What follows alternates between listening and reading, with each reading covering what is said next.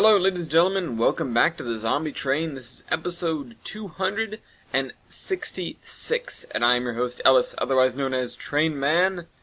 Let me pull up the video for this week. Zombie Train. We have a question that was asked on episode 220.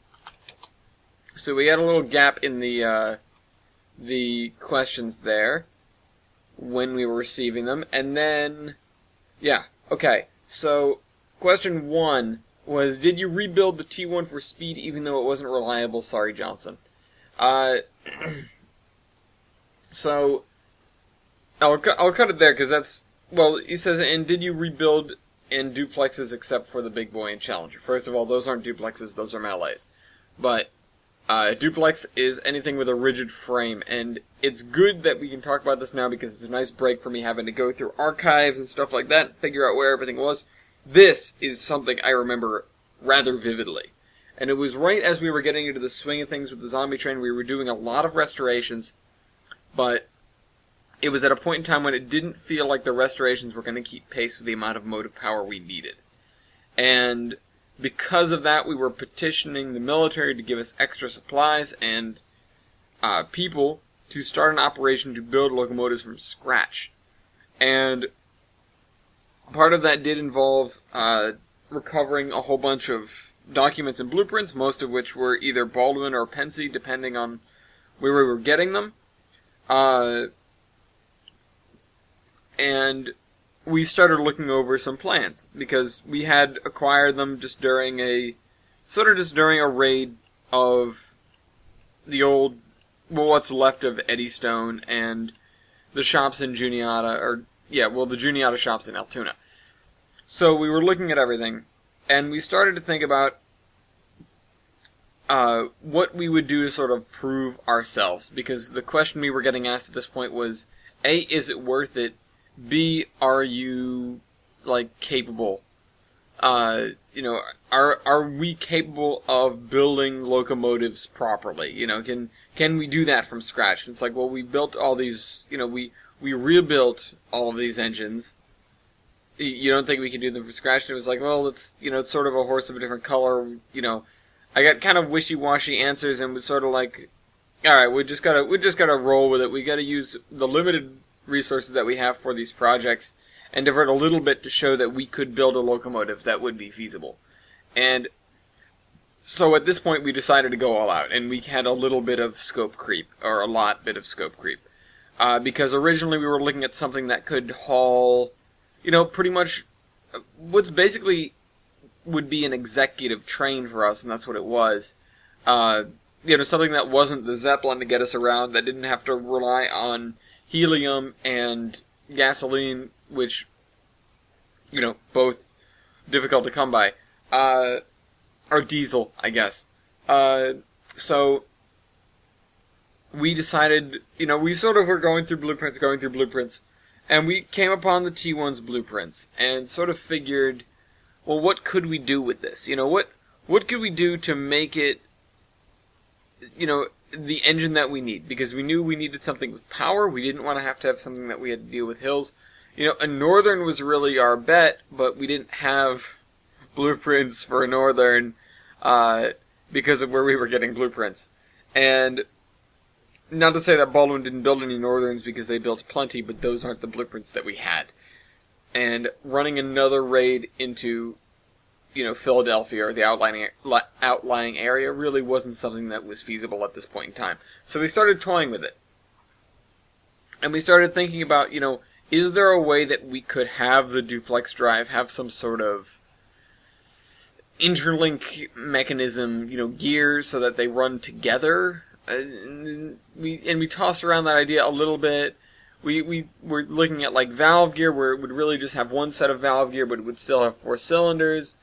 Obviously we weren't going to do, connecting rods or anything like that. And then we started worrying about, well, okay, if we're running this thing through, uncharted territory, do we want it to be, sort of tough, sort of able to tough this kind of stuff out? Obviously we're going to have a giant tender. It's going to have huge capacity. We're not going to have to worry about, refueling often. So that's out of the way.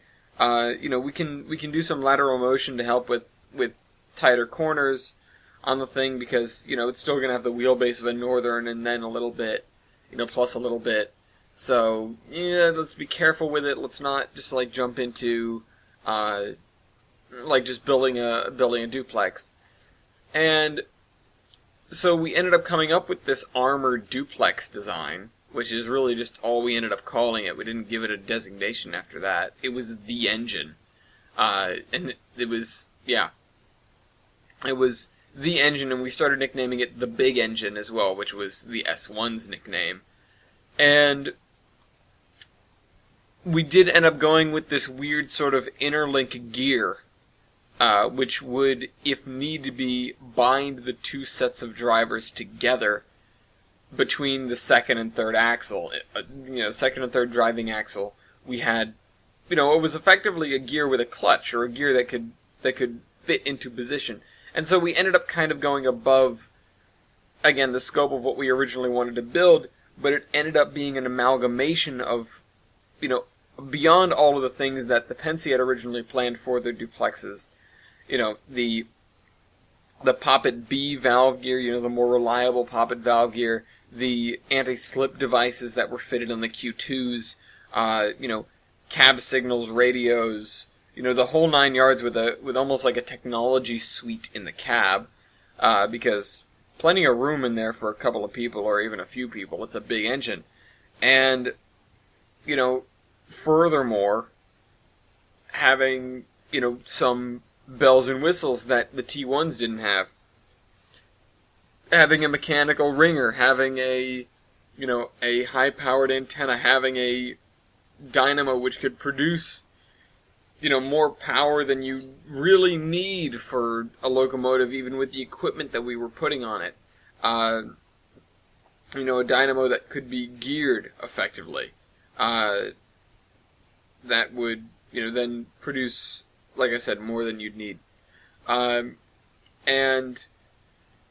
this thing where, if need be, you could convert it to, what was effectively a Northern operation without really adding reciprocating mass. But if you need the speed, and if you're not worried about that, you take this gear out and you reduce the frictional load on the on the locomotive's drivetrain, and then it can perform better, and it could go as fast as we would ever have track to support it. And it was armored not just with thick boilerplate that would sort of be ablative and would take damage if we were getting shot at, but an extra layer of, was effectively spaced armor, which would ideally defeat things like RPGs and the heavier weaponry, the heavier, the heavier personnel carried weaponry that people could throw at us. Not like anyone was driving a tank at us, but RPGs were definitely not out of the question, and, other handheld rockets. And in fact, before that, we'd had one fired at us, which is why I sort of thought about that as a method to do it. The streamlining was adjusted slightly to keep smoke from getting in the cab, but it was also, we sort of looked at the advantages of that. We looked at the advantages of it drawing the trail of smoke down, because that meant that even if you weren't running particularly well, you could have a relatively stealthy train because you were keeping the smoke low to the ground. And so, we started adjusting the aerodynamics, and seeing what we could do. We didn't exactly have a nice big wind tunnel to test it in, but we did our best. And then we realized that maybe we could go the other way with it and just sort of exacerbate it and see if we could see if we could suck the smoke down so far that it isn't even a problem getting in the cab. It's just either brushing, along, it's getting pulled down beside the cab and then out to the side. And we worked on that for some time, and there were these weird fins around the cab in the end, in the final design, that would direct smoke that was coming out the cab windows away from them. And at the same time, the sort of shark nose-ish torpedo design, not torpedoed, would draw the smoke from the stack down and then down the sides of the locomotive. It was actually really cool. This design that we finally came up with. And when we put it to work, it went to work. That's not to say it didn't have its teething troubles, because the interlink mechanism really wasn't designed to operate at speed. It had a booster, which we would use mostly for starting trains. It really wasn't great at speed either. And it wasn't really designed to be used continuously. Huh. Sorry about that. And sort of we got in the habit of doing so, and so then we had to replace it with a different design, which was a little bit more robust and was better at higher speeds. The valve gear went through a couple of iterations, which were just sort of changes on the original Type B poppet design. All the aerodynamics were done and redone and redone and redone, which was relatively easy because with the add-on armor that we had, you could almost reconfigure it like panels, and use that to influence the aerodynamics of the engine. And we had other things, like ditch lights, other lights, just to, to give the engine a very wide view of the area around it, even when you're stopped. Not just the stuff ahead of you, the stuff to the side of you, the stuff on the ground, in the ditches, of course, as you might expect by the ditch lights. The cab was given this treatment of like, we're gonna have weapons in here, we need to have them, in good locations to defend ourselves, that sort of thing. The roof hatch was devised as a way out, as well as a way of ventilation. It was given a more tight all-weather cab, because the cab that it came with wasn't really well, the design wasn't really well insulated or well set up to, to be an all-weather cab. And normally an all-weather cab sort of goes with the idea that you're going to be running the steam engine, but in our case we might not necessarily be running the steam engine when we were having a problem. So we designed it to be able to have adequate ventilation, but we also designed it to be able to sort of lock down and be, warm in a cold location where we can't run the fire for whatever reason. The engine was equipped with all sorts of contingencies like that, and also it was designed, and this is somewhat paradoxical with everything that we tried to add, but it was as well designed, there was a thought process to make it as easy to fix on the fly as possible. And that's another reason why we kept the interlinking mechanism, and we sort of buffed the cylinder size a little bit, because it was designed so that if you had a set of cylinders or one of the sets of valve gear had a problem, you can engage the interlink, cut out one set of cylinders, which you could do from the cab, and run on only one set of cylinders. You'd be a little bit gimped, but not nearly as much as if you didn't have the interlink. So it was this, this weird, bizarre thing that we ended up doing with this engine. So it was, it was a duplex sometimes, it was a northern sometimes, like a northern with 4 cylinders, or whatever.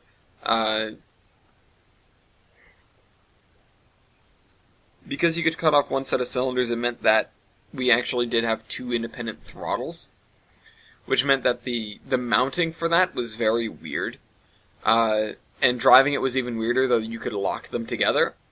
But because the different sets of valve gear would have sort of slightly different properties, you wouldn't lock them, and you'd normally keep them very close to one another. So it was this incredibly overcomplicated locomotive that was built with redundancy in mind, because it's built as like the apocalypse engine. And it was a hit.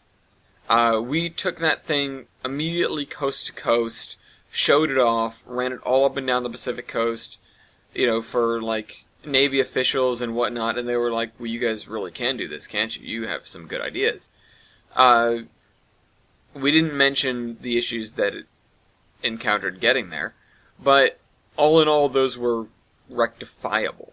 So we kept that engine on, and it still exists, and it's still used occasionally. Hope you guys enjoyed this video, and I'll see you next week. Trainman out.